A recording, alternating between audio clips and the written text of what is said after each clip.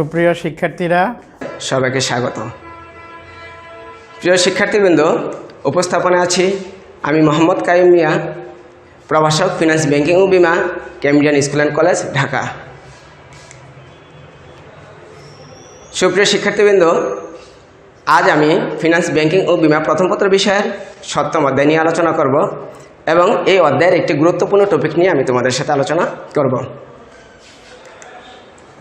শিক্ষার্থী বন্ধুগণ, এখন আমি তোমাদের একটি ছবি দেখাবো। এই ছবিটা দেখে হয়তো তোমরা অনুমান করতে পারবে যে আজকে আমাদের আলোচনার বিষয় কি হবে। শুরুতেই একটি লোক দেখতে পাচ্ছি, ধরে নিলাম যে উনি একজন আর্থিক ব্যবস্থাপক, ওনার কাছে 1 কোটি টাকা মূলধন আছে। তাহলে এই 1 কোটি টাকা উনি চাইলে ব্যাংকে বিনিয়োগ করতে পারে এবং চাইলে জমি ক্রয় করতে পারে।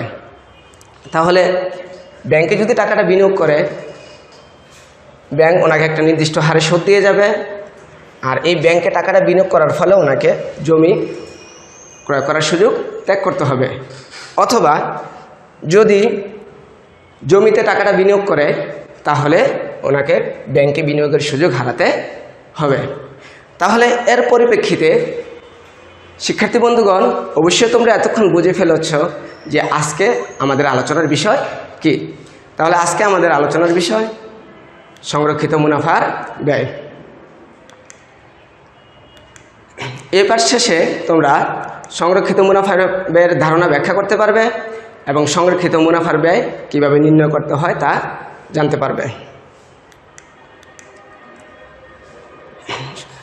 প্রিয় শিক্ষার্থী বন্ধুগণ, সংরক্ষিত ব্যয় মুনাফার আলোচনার পূর্বে আমরা শুরুতেই আসি সংরক্ষিত মুনাফা কী। তাহলে শুরুতে আমি একটি চিত্রের মাধ্যমে ধারণাটা তোমাদের ব্যাখ্যা করব। তাহলে শুরুতে আমি একটি পাই চার্ট দেখতে পাচ্ছি। তাহলে এটাকে ধরে নিলাম এটা হচ্ছে নিট মুনাফা, এবং এই নিট মুনাফার একটা অংশ কোম্পানি লভ্যাংশ আকারে বণ্টন করেছে এবং বাকি অংশ সে সংরক্ষিত আকারে তার নিজের হাতে রেখে দিয়েছে। কোম্পানি তার নিজের হাতে এই টাকাটা রেখে দিয়েছে। আচ্ছা, তাহলে এখন এই চিত্রটার মাধ্যমে অবশ্যই তোমরা অলরেডি বুঝে ফেলেছ যে সংরক্ষিত মুনাফার সংখ্যাটা কি হতে পারে। হ্যাঁ শিক্ষার্থী বন্ধুগণ, তাহলে সংরক্ষিত মুনাফাটা হচ্ছে কি? সংরক্ষিত মুনাফা হচ্ছে যে কোম্পানি নিট মুনাফার যে অংশটা লভ্যাংশ আকারে বণ্টন না করে কোম্পানি নিজের হাতে রেখে দেয়, তাকে বলা হয় সংরক্ষিত মুনাফা। তাহলে দেখো, এখানেও একটি চিত্র আমি উপস্থাপন করেছি। তাহলে এই চিত্রে কি দেখা যাচ্ছে? এখানে দেখা যাচ্ছে যে কোম্পানির নিট মুনাফার একটা অংশ কোম্পানির লভ্যাংশ আকারে বিতরণ করেছে এবং বাকি অংশটা কোম্পানি তার নিজের হাতে সংরক্ষণ করে রেখে দিয়েছে। মূলত এটাই হচ্ছে সংরক্ষিত মুনাফা। তাহলে আমি আবার বলি সংরক্ষিত মুনাফার সংখ্যাটা, যে মুনাফার যে অংশ লভ্যাংশ হিসাবে বণ্টন না করে কোম্পানি তার নিজের হাতে সংরক্ষণ করে রেখে দেয়, তাকে বলা হয় সংরক্ষিত মুনাফা। তাহলে শিক্ষার্থী বন্ধুগণ, এখন আমরা আলোচনা করব যে সংরক্ষিত মুনাফার ব্যয় কী। তাহলে দেখো, সংরক্ষিত মুনাফার ব্যয় বলতে মূলত তহবিলের যে অংশটা লভ্যাংশ আকারে বণ্টন না করার ফলে শেয়ার হোল্ডারদের যে সুযোগ ব্যয়ের সৃষ্টি হয়, তাকে বলা হয় সংরক্ষিত মুনাফার ব্যয়। তাহলে এখন তোমাদের একটা প্রশ্ন হতে পারে যে স্যার, সংরক্ষিত মুনাফার আবার ব্যয় আছে নাকি? কারণ এই টাকা তো কোম্পানি তার নিজের হাতে রেখে দেয়, তাহলে এটার ব্যয়টা কীভাবে হয়? তাহলে সংরক্ষিত মুনাফার ব্যয় হচ্ছে মূলত সুযোগ ব্যয়। তাহলে এই সুযোগ ব্যয়টা কি?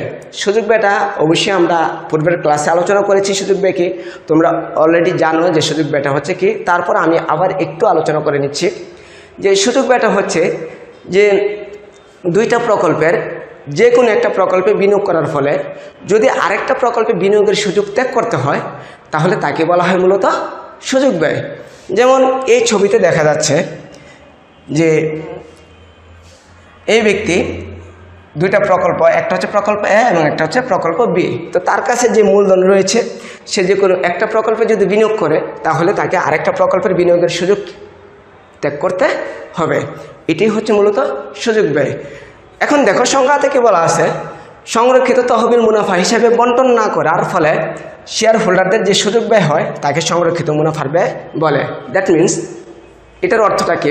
এটার অর্থ হচ্ছে যে কোম্পানি যখন শেয়ার হোল্ডারদের মধ্যে তোমার লভ্যাংশ পুরাটা বন্টন না করে তখন শেয়ার হোল্ডারদের একটা সুযোগ ব্যয় হয়। কীভাবে হয়? কারণ কোম্পানি যদি সমস্ত টাকাটা লভ্যাংশ আকারে বন্টন করত তাহলে শেয়ার হোল্ডাররা এই টাকাটা অন্যত্র বিনিয়োগ করার সুযোগ পেত। তো যেহেতু কোম্পানি সমস্ত টাকা লভ্যাংশ হিসেবে বন্টন করে নাই, যার কারণে কোম্পানি এই টাকাটা অন্যত্র বিনিয়োগ আর শেয়ার হোল্ডারগণ এই টাকাটা অন্যত্র বিনিয়োগ করার সুযোগ হারাচ্ছে, বা অন্যত্র বিনিয়োগ করলে যে আয় হতো আয়ের সুযোগটা তারা হারাচ্ছে। মূলত এটাই হচ্ছে সুযোগ ব্যয়, আর এটাই হচ্ছে এই সুযোগ ব্যয়টাই হচ্ছে সংরক্ষিত মুনাফার ব্যয়। হ্যাঁ শিক্ষার্থী বন্ধুগণ, এখন আমরা সংরক্ষিত মুনাফার ব্যয় কীভাবে নির্ণয় করতে হয় বা কোন সূত্রের মাধ্যমে নির্ণয় করতে হয় এগুলো নিয়ে আমরা এখন আলোচনা করব। তাহলে দেখো, যদি ব্যক্তিগত কর না থাকে তাহলে সেক্ষেত্রে আমরা সংরক্ষিত মুনাফার ব্যয়টা কীভাবে নির্ণয় করব সেটা নিয়ে এখন আমরা আলোচনা করব। তাহলে যদি ব্যক্তিগত কর না থাকে, হ্যাঁ শিক্ষার্থী বন্ধুগণ, এখন একটা প্রশ্ন এখানে যে ব্যক্তিগত কর কী? তাহলে দেখো ব্যক্তিগত কর কি? শেয়ার হোল্ডারগণ যখন লভ্যাংশ পেয়ে থাকে ওই লভ্যাংশের উপর যখন সে পার্সোনালি বা ব্যক্তিগতভাবে যে কর প্রদানটা করে থাকে তাকে বলা হয় মূলত ব্যক্তিগত কর। তাহলে যদি এই ব্যক্তিগত কর না থাকে তাহলে আমরা কোন সূত্রের মাধ্যমে সংরক্ষিত মুনাফার ব্যয় নির্ণয় করব? তাহলে দেখো, KR equals D1 divided by P0 plus G into 100। তাহলে শুরুতে আসি KR কি? তাহলে দেখো KR হচ্ছে কস্ট অফ রিটেন আর্নিংস অথবা সংরক্ষিত মুনাফার ব্যয়, এবং D1 হচ্ছে প্রত্যাশিত লভ্যাংশ বা প্রত্যাশিত লভ্যাংশের পরিমাণ, P0 হচ্ছে শেয়ারের বাজার মূল্য এবং G হচ্ছে লভ্যাংশ বৃদ্ধির হার অথবা গ্রোথ রেট। তাহলে শিক্ষার্থী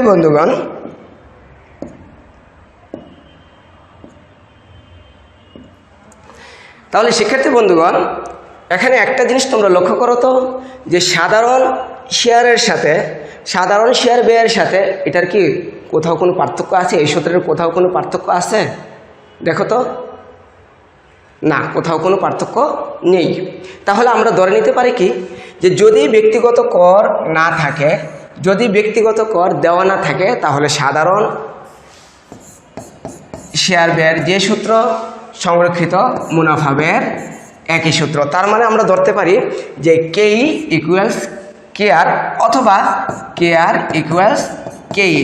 যদি ব্যক্তিগত কর দেওয়া না থাকে তাহলে সাধারণ শেয়ারের ব্যয়ের যে সূত্র সংরক্ষিত মুনাফার ব্যয়ের একই সূত্র। আচ্ছা,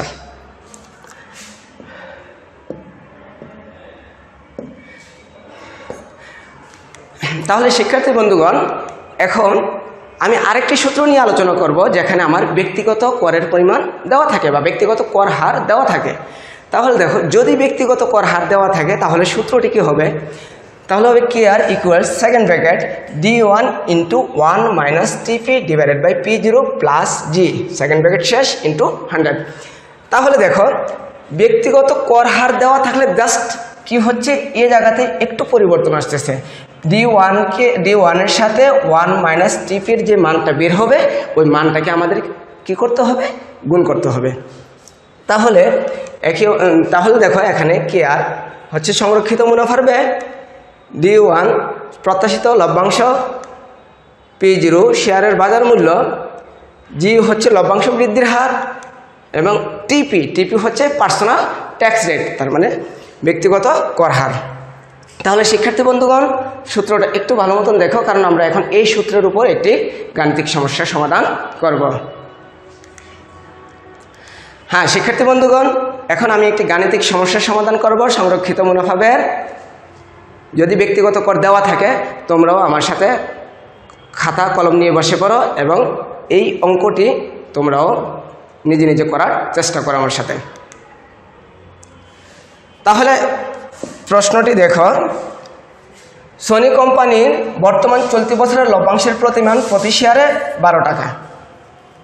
প্রতিটি শেয়ারের বাজার মূল্য 120 টাকা এবং ব্যক্তিগত কর হার 30%। যদি লভ্যাংশের প্রবৃদ্ধি 5% হয় তবে সংরক্ষিত মুনাফার ব্যয় কত? তাহলে দেখো, সোনি কোম্পানির বর্তমান লভ্যাংশের পরিমাণ দেওয়া আছে 12 টাকা এবং শেয়ারের বাজার মূল্য দেওয়া আছে 120 টাকা এবং ব্যক্তিগত করের পরিমাণ দেওয়া আছে 30% এবং লভ্যাংশ প্রবৃদ্ধির হার 5% দেওয়া আছে। তাহলে বলছে সোনি কোম্পানির একটা সংরক্ষিত মুনাফার ব্যয় কত হবে সেটা নির্ণয় করার জন্য। তাহলে শিক্ষার্থী বন্ধুগণ, এখন আমি এটার সমস্যার সমাধান করে দেখাচ্ছি, তোমরা আমার সাথে করার চেষ্টা করো।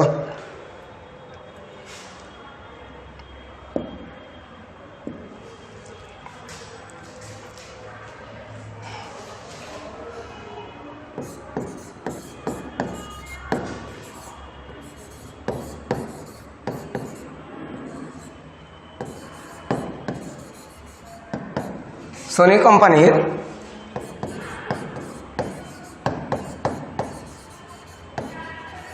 সংরক্ষিত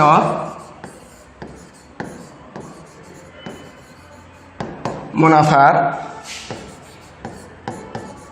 ব্যয় নির্ণয়। তাহলে দেখো, সূত্রটি হচ্ছে KR equals second bracket D1 into 1 minus TP divided by P0 plus G second bracket শেষ into 100। তাহলে শুরুতে সূত্রটি বসিয়ে নিলাম। এখন আমি সাইড নোট দিয়ে নিব, প্রত্যেকটার মান সাইড নোট দিয়ে প্রত্যেকটার মান বসিয়ে নিব। তাহলে দেখো, এখানে D1 ইকুয়ালস, যেহেতু চলতি বছরের লভ্যাংশের পরিমাণ 12 টাকা, তাহলে আমাদেরকে এবং লভ্যাংশ বৃদ্ধির হার দেওয়া আছে 5%, তাহলে D1 এর মানটা আমরা বের করব D0 into 1 plus G। তাহলে D0 কত? 12, 1 প্লাস জি, জি হচ্ছে লভ্যাংশ বৃদ্ধির হার। তাহলে লভ্যাংশ বৃদ্ধির হার কত পার্সেন্ট? 5% দেওয়া ছিল প্রশ্নে। তাহলে 5% মানে 0.05। তাহলে শিক্ষার্থী বন্ধুগণ, আমরা একের সাথে 0.05 যোগ করব, যোগফলকে আমরা 12 দিয়ে গুণ করব। তাহলে 1.05-এর সাথে যখন 12 গুণ করব, তাহলে আমাদের আনসার আসবে 12.6 টাকা। P0 হচ্ছে শেয়ারের বাজার মূল্য। তাহলে দেখো, বাজার মূল্য কত আছে? বাজার মূল্য হচ্ছে 120 টাকা। বাজার মূল্য 120 টাকা। জি হচ্ছে গ্রোথ রেট, লভ্যাংশ বৃদ্ধির হার। লভ্যাংশ বৃদ্ধির হার হচ্ছে 5% বা 0.05। টিপি হচ্ছে পার্সোনাল ট্যাক্স রেট। তাহলে পার্সোনাল ট্যাক্স রেট দেওয়া আছে 30% বা 0.30। ওকে, সাইড নোটগুলো বসিয়ে নিলাম। এখন আমি সরাসরি মানগুলো বসাবো। Second bracket D1 12.6 into 1 minus টিপি হচ্ছে 0.30, P0 120 plus growth rate 0.05 into 100।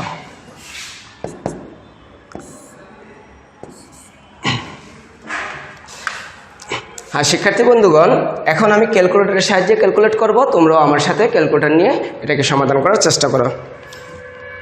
তাহলে দেখো, প্রথমে 1 থেকে 1 মাইনাস 0.30 মাইনাস করব, করার পর 0.7কে আমরা 12.6 দ্বারা গুণ করব ইন্টু 12.6 ইকুয়ালস, তাহলে আসছে 8.82 ডিভাইডেড বাই 120 প্লাস 0.05 ইন্টু 100। তাহলে এখন দেখো 8.82কে আমরা 120 দ্বারা ভাগ করবো। 8.82 ভাগ 120 ইকুয়ালস 0.0735। এটার সাথে 0.05 যোগ করব, যোগ 0.05 ইকুয়ালস 0.1235। তাহলে 0.1235কে যখন আমরা 100 দ্বারা গুণ করব তাহলে আমাদের রেজাল্ট আসবে 12.35%। হ্যাঁ শিক্ষার্থী বন্ধুগণ, এই হচ্ছে সোনি কোম্পানির সংরক্ষিত মুনাফার ব্যয় পরিমাণ কত পার্সেন্ট? 12.35%।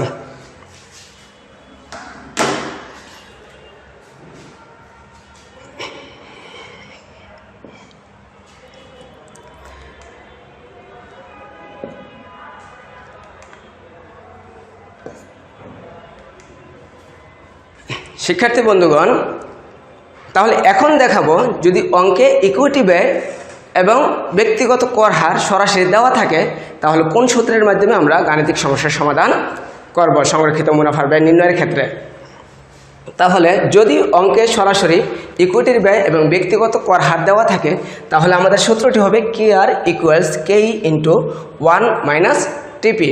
তো আমরা জানি যে KE হচ্ছে সাধারণ শেয়ারের ব্যয় অথবা ইকুইটির ব্যয়, আর টিপি হচ্ছে পার্সোনাল ট্যাক্স রেট বা ব্যক্তিগত কর হার।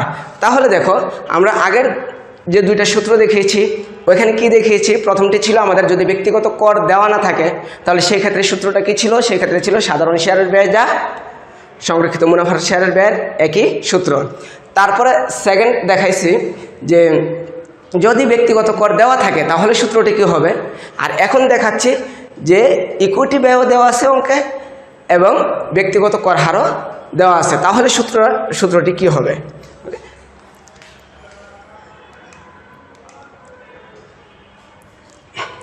এখন এই সূত্রের গাণিতিক সমস্যার সমাধান আমরা দেখাবো। তাহলে দেখো প্রশ্নটা কি বলছে, পূবালী কোম্পানি লিমিটেডের সাধারণ শেয়ার মূলধন ব্যয় 12% এবং ব্যক্তিগত করের হার যদি 30% হয় তাহলে সংরক্ষিত মুনাফার ব্যয় কত।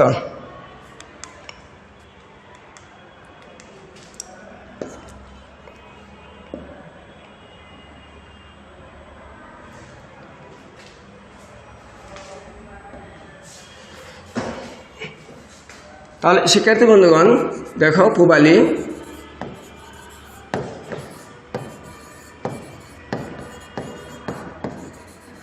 কোম্পানির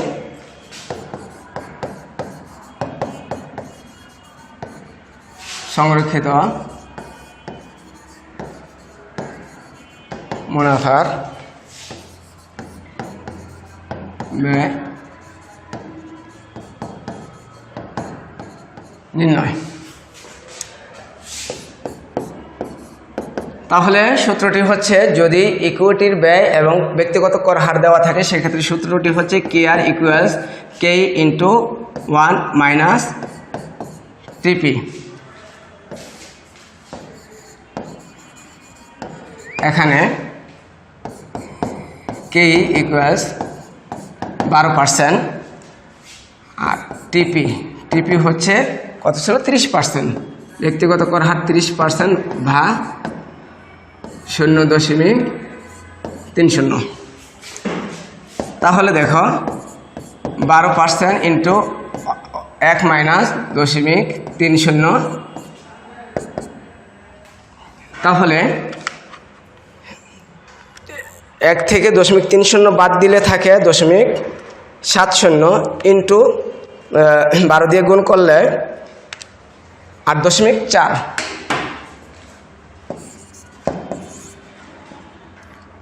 0.4%। তাহলে শিক্ষার্থী বন্ধুগণ দেখো পূবালী কোম্পানির সংরক্ষিত মুনাফার ব্যয় কত, 8.4%।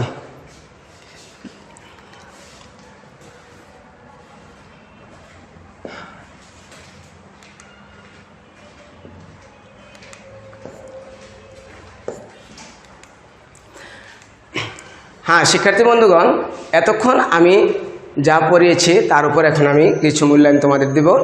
আশা রাখি সমস্ত প্রশ্নগুলো আনসারই তোমরা অলরেডি জেনে গেছো এবং পারবে। তাহলে দেখো, শুরুতে 1 নম্বরে কী আছে, সংরক্ষিত মুনাফা কি, আমরা শুরুতে আলোচনা করেছি। সংরক্ষিত মুনাফা কি।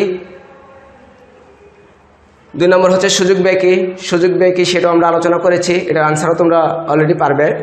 এবং 3 নম্বর হচ্ছে ব্যক্তিগত কর হার কি, সেটা নিয়ে আলোচনা করেছি, সেটাও তোমরা পারবে। সুপ্রিয় শিক্ষার্থী বন্ধুগণ, তাহলে আজ আমাদের সময় প্রায় এখানেই শেষ পর্যায়ে। পরবর্তী ক্লাসে হয়তো নতুন একটি টপিক নিয়ে আবার আমি হাজির হব তোমাদের সামনে। সে পর্যন্ত তোমরা সবাই ভালো থেকো। আল্লাহ হাফেজ, ধন্যবাদ।